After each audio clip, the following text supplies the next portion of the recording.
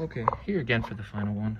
It says we're going to state the problem. What it says for the instructions, state the problem statement clearly. So air enters a compressor steadily at the ambient conditions of 100 kilopascals and 22 degrees Celsius and leaves at 800 kilopascals. Heat is lost from the compressor in the amount of 120 kilojoules per kilograms, and the air experiences an entropy decrease underlined of 0.x kilojoules per kilograms times Kelvin. The x in my ZID was going to be a 2, so that would come out to 0.2 kilojoules per kilograms per Kelvin. Now it says using the constants of specific heats, Cp averages equals 1.005 kilojoules per kilograms times K. R of our ideal gas is going to be 0.287 kilojoules per kilograms times K.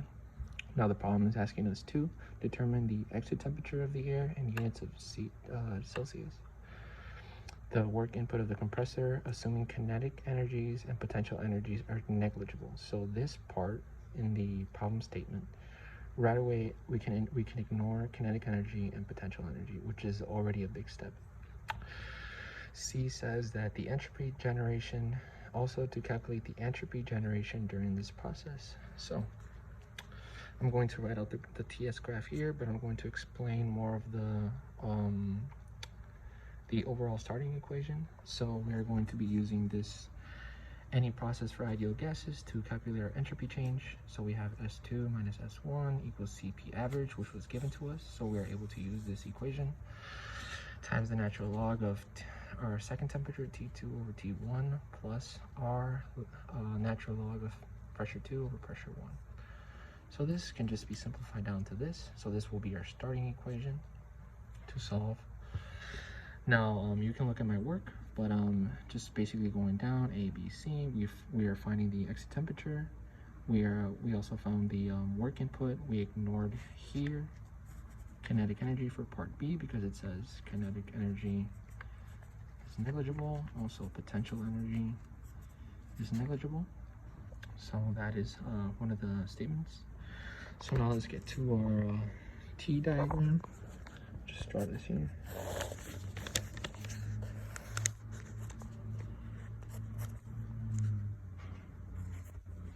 Okay, so now we have our basis. So we're gonna have this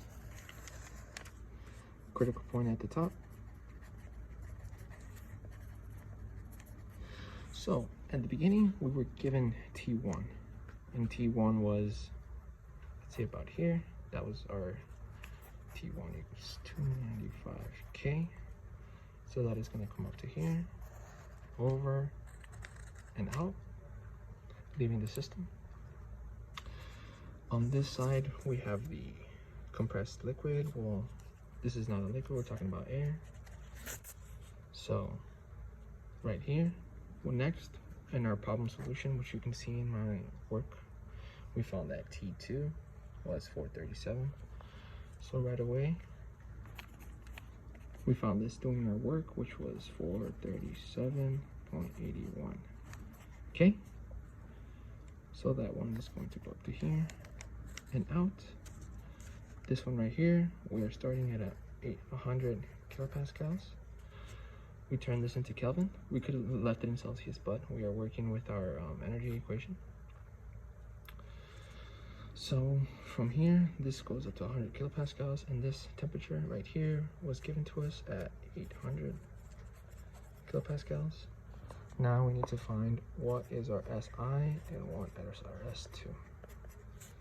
So we found that in the beginning that our S2 was going to be our value of Cf plus x2 times Fg, and this equation is SF at temperature 1. We found later on during the work that you will see in my solution, I will put a link of the PDF in there. We found out that our S1 was going to be a value of 0.005 0.2067, and our value for this S2 it was going to be 0.0678. These should be in kilojoules per kilogram. Kelvin.